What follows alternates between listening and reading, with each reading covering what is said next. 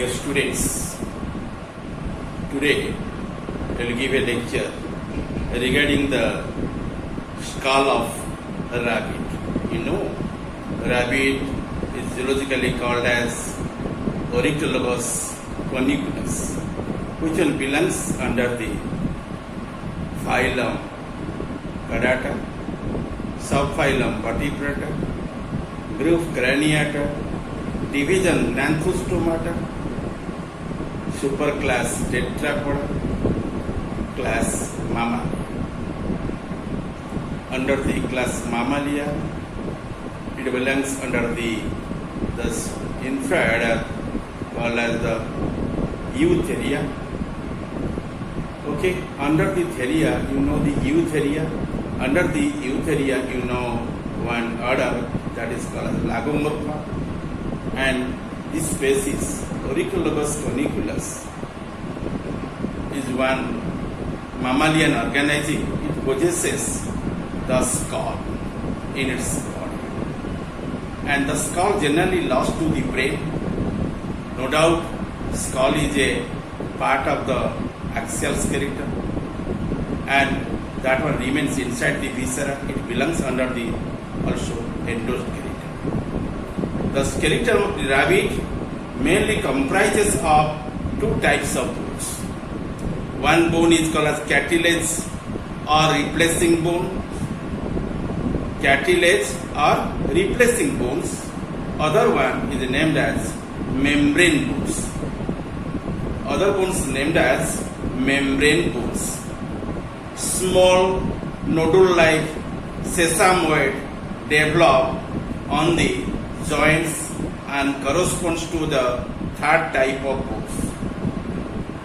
You people can collect their three bones. One is called as your cartilage, called as cartilage bone. Second kind is known as your membrane bone, called as membrane bone. Third type of bone is known as your sesamoid bone, named as sesamoid. Okay, you must find the bone structures in there, which are forming the one box-like structure to lost to the brain.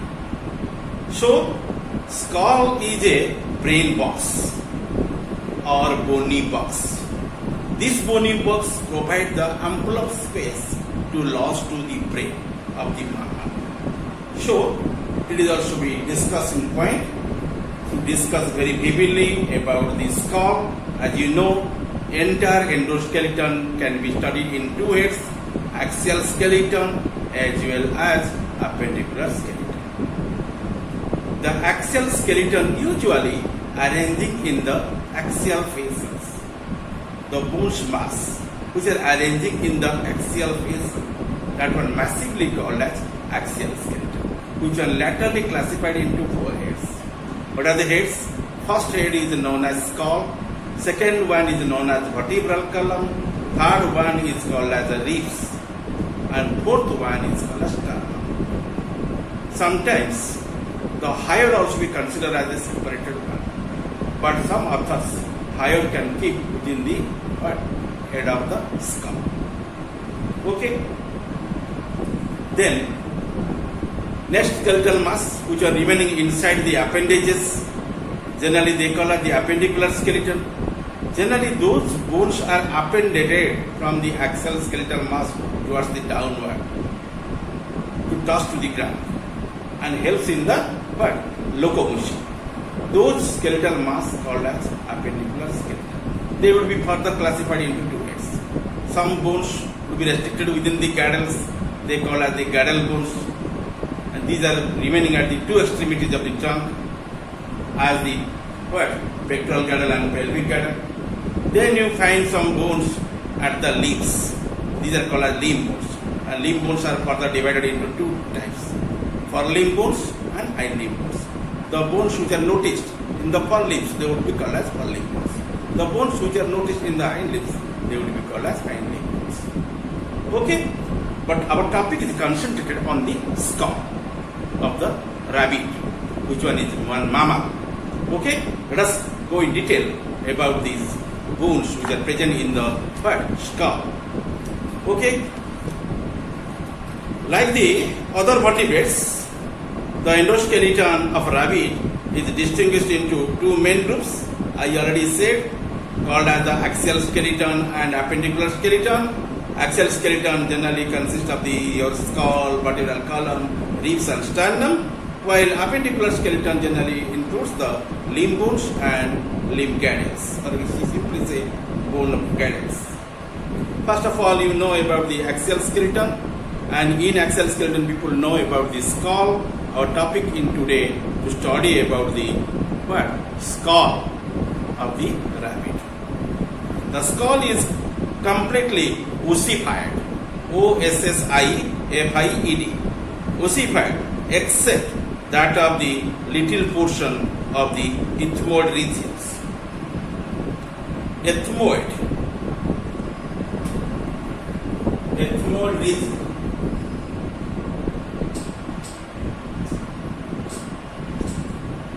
Okay, to left the ethmoid. Okay, and there, that is very small region, and there is no ossified bones in there. Skull is a bony hard covering in which boundaries of the individual bones are distinct by means of the irregular constriction, and that constriction generally fused with each other by the sutures, sutures, sutures. The skull may be divided broadly into the following regions. First of all, you know cranium, cranium. If you read longitudinally the vertical section of the skull, first of all you find the cranium, cranium. Cranium encloses the brain and forms the middle part of the skull. Cranium leads the posterior end via a large foramen magnum, which will allow the brain leads to posterior as the name of the spinal cord. Both brain and spinal cord would be considered as the central nervous system, or CNS, or central neural system, also called as CNS. After the presence of the cranium in the skull, we also find the three capsular regions. Three capsules are there. These are the sense capsules. Which are the sense capsules? Your optic capsules, your otic capsule, your olfactory capsules. Your optic capsules refer to the visual organs. Okay. And your otic capsules refers to the auditory organs. And olfactory capsule refers to the smell organs, organs of smell. Okay. First of all, people know about your optic capsules. You find a pair of optic capsules in the skull of the mammal. They are nothing. You find the foci. Okay. You find orbits in there. And in orbits you find the foci generally present in there, and these are actually the place at where the eyes are inserted. Okay. These are called the organs of what? Vision. Okay. Then next one is your auditory capsules, and these are two auditory capsules are located one on either side of the posterior part of the cranium and bears the organ of hearing. Then you find next olfactory capsules, and they are situated in front of the cranium and in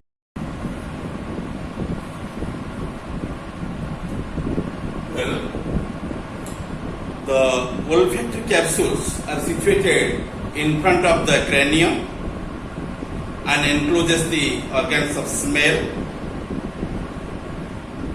Then you know about the lower jaw, and it is made up of the two equal halves which unite together at the anterior extremity and the bifurcate at the posterior end. The next one is your upper jaw. Upper jaw, the bones of the upper jaw lie closely applied with the olfactory capsule, and the teeth are generally embedded in the upper jaw. The next, your hyoid apparatus or hyoid cone. It is a minute bone present in the floor of the buccal cavity, just above the larynx, and considered as the hyoid cone or hyoid apparatus. HYOID, hyoid apparatus, APPARATUS, or it is called as hyoid cone, HYOID, hyoid cone, CONE, and that is also be present with the skull. However, it is divisible into the three segments of the rings: the occipital ring, the parietal ring, and the frontal ring. Okay, after the main 6 parts of the skull, then you know 3 rings in there. The rings are named as what? Your occipital ring, the parietal ring, and the frontal ring. The occipital region consists entirely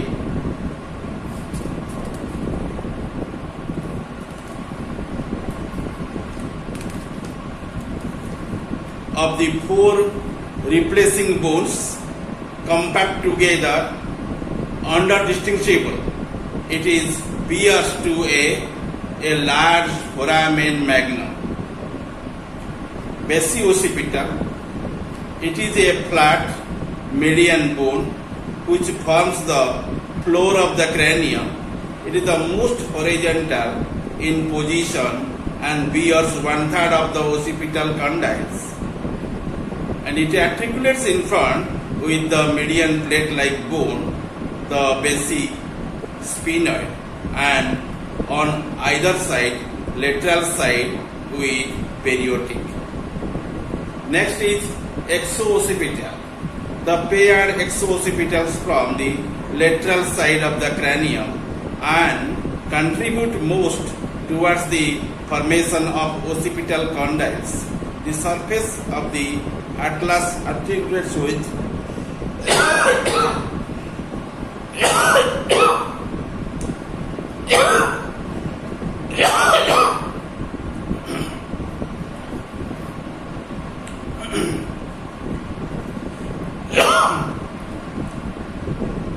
surface of the atlas articulates with a condyle. Each exooccipital is produced into the process.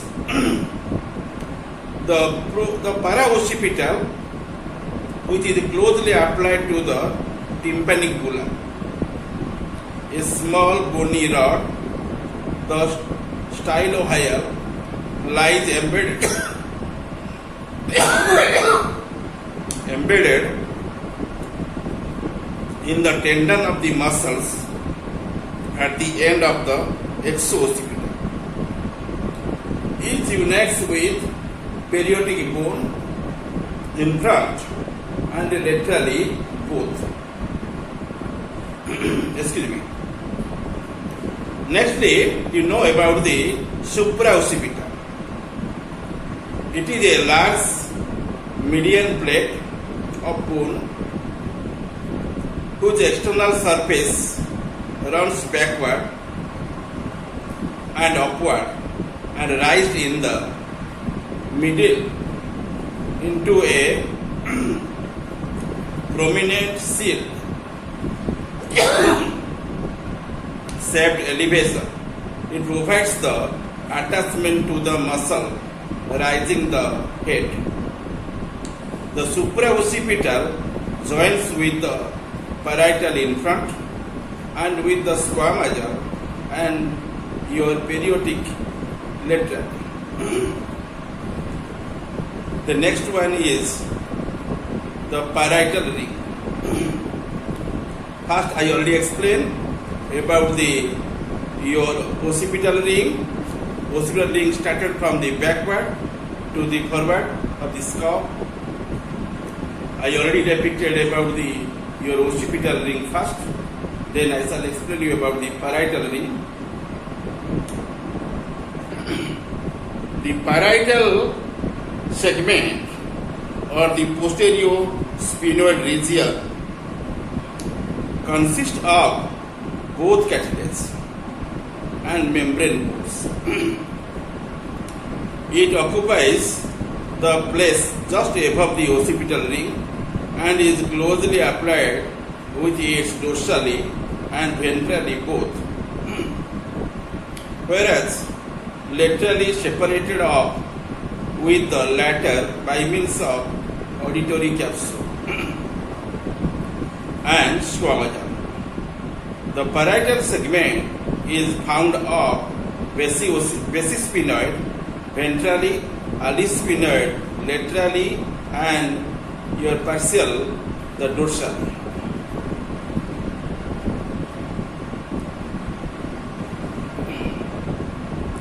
Then parietal. The parietals generally remaining dorsally in case of the scalp, and these are the two flat membrane bone which forms the roof of the cranium.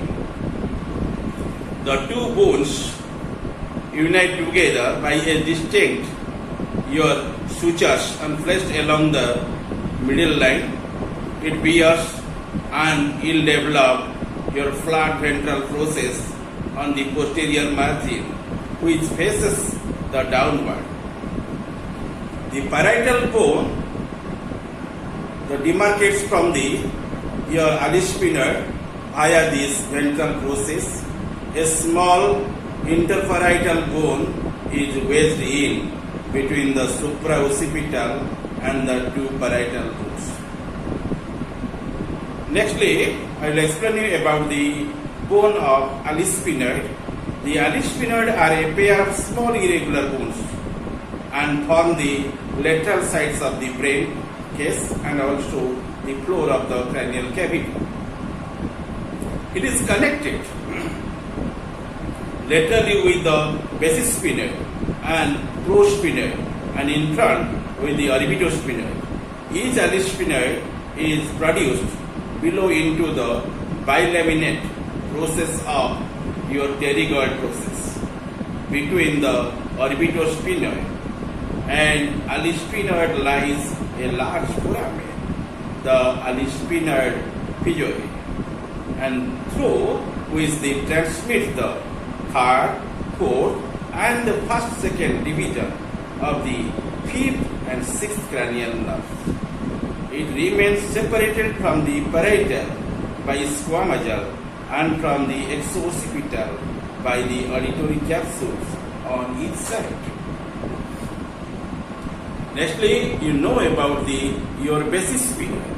It is a triangular bone situated just in front of the basioccipital and forms the floor of the cranium. On the dorsal sides there is a depression that is named as the sella turia, S-E-L-L-A, sella turia, T-U-R-I-A, into which is lodged the pituitary body, and this is bounded by a large overhanging posterior clinoid process, whereas its floor remains unossified. It connects laterally with the alisphenoid and in front with the presphenoid bones. Okay, and this is the total description regarding your parietal ring. Let us know about the frontal ring. It comprises the following bones: the presphenoid, first one. It is a single flat plate-like narrow bone closely applied anterior to the basisphenoid. it develops your optic foramen through which your optic nerve is coming out. The presphenoid, your joints anteriorly and laterally with palatines. Then you consider other two bones, they are named as your orbitosphenoids. Orbitosphenoids, the pair large and thin bones lying closely associated with the presphenoid. Posteriorly, they give out the wing-like the expansion, which develops the lateral wall of the cranium and orbit. Anteriorly, it articulates with palatine, and posteriorly with the squamous and alisphenoid. Then you know about the frontal, and these are the thin membranous and paired bones forming the roof of the anterior side of the cranium. Anteriorly, it sends a small process in between the maxilla and premaxilla. On its outer side, it forms the dorsal part of the orbit and gives out of the triangular post-supraorbital process. Okay? And these are your different rings. First ring is called as occipital ring, second one is the parietal ring, third one is the frontal ring. These are also be noticed on the skull. Then in the skull you can notice the auditory capsules, and auditory capsules forms a posterolateral regions of the cranium and made up of the two bones, a periotic and a tympanic bulla. The periotic, it is an irregular perforated bone enclosing anteriorly in the internal ear. It is divisible into the anterior your teres part and posterior is mastoid portion. Okay, in the teres part lie the two foramens in there. One is called as fenestra ovalis, through which the middle and internal ear communicates the fenestra rotunda. Okay, and this is expression of the periotic bone, which are available in the auditory capsules in case of the rabbit. Then tympanic. Tympanic is just a flexible in appearance and is closely applied to the outer border of the periotic between the basis sphenoid and squamosal. The body of the flux encloses the tympanic cavity or middle ear. The neck of the flux is known as the external auditory meatus. Okay, external auditory meatus supporting the external ear. And this is the description regarding the auditory capsule. Nextly, your olfactory capsules. Olfactory capsules, each olfactory capsule forms a dorsal nasal and the ventral gomer bones. Nasal, no doubt, is a paired, large, elongated membrane bone which unites behind with the frontal bone, laterally with the premaxilla, and in the middle with the another. Okay, in this manner, the nasal chamber is formed up. However, and that one is called as the olfactory capsules. And you already know that three capsular bones, and also you know the ring bones in there. You also know the cranium. By them, generally, the skull is formed up. And after this, you also find the jaws are there. And the skull must be present with two jaws, upper jaw and lower jaw. Upper jaw already fixed with the skull very tightly. Okay, and lower jaw is moving. And let us know about the upper jaw. It includes the following bones. One is called as pterygoid, and small scale-like bone of the upper jaw, which one is called as pterygoid bone. It articulates at the point with your basis sphenoid and alisphenoid. Next one is the palatine. Palatine would be considered as the upper jaw bone. The paired vertical bones which unite with alisphenoid and pterygoid bone. It takes part of the formation of the incomplete palate. It gives rise anterior to small process that is called as your palatal process. And that is the description of the palatine bone, which was generally present in the upper jaw after pterygoid. Then you know the maxilla. Maxilla actually is the margin of the your upper jaw and paired large bone forming the greater part of the upper jaw, and at its lower surface the maxilla possesses a number of sockets for the grinding teeth. Okay, there is no canines because it is a herbivorous animal. Which one? Rabbit. Okay, and there is no canines. That area is free from the bone, and that is called as diastema. Okay, however, you must find the sockets in the maxillary bone for the teeth, and the teeth which are generally articulated in there, those teeth are called as the premolar and molar teeth. On its outer surface is given out of a thick zygomatic process which extends backwards.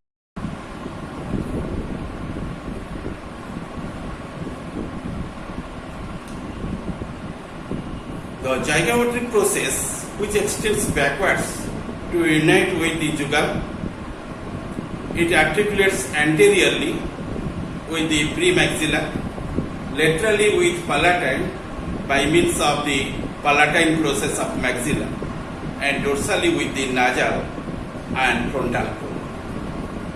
Premaxilla is a very important bone of the upper jaw, and these are the paired irregular bones forming the anterior region of the upper jaw, and it is the just at the lower surface of the premaxilla bears two sockets for the incisor teeth. The premaxilla runs vertically, giving out the pointed and sharp nasal process and palatine process, by which it articulates with the nasal and palatine bones. Posteriorly, it unites with the maxilla and anteriorly joins with the one another. This is the description of the upper jaw of the mouth cavity of the rabbit, or it is considered as the bone of the skull also. Nextly, you can consider about the lower jaw bones. The lower jaw, or also be called as mandible, consists of a paired vertical triangular plate united together in front. Each dentary becomes a slender and stout anteriorly, bearing the sockets for the incisor and the molar teeth. The anterior part of each is actually a thin and flat, which gives out the lower angular process and upper condyle. The condyle articulates with the glenoid fossa of the squamata, which allows the forward and backward movement of the lower jaw only. A thin triangular large coronoid process lies anterior to the condyle. Okay, and this is the total description about the mandible or the lower jaw. And each mandible is known as the half of the lower jaw. You must find in there sockets for the incisor tooth and premolar and molar teeth. There is no canines. Canines are absent in there. Due to absence of the canines, there is no sockets for the teeth, and that area would be called as diastema. In mandible, you must notice the coronoid process. Just behind the coronoid process, you must find the condyle. At the lower part of the condyle, you must find the angular process. These are the minimum bone components which are remaining in the mandible or the half of the lower jaw.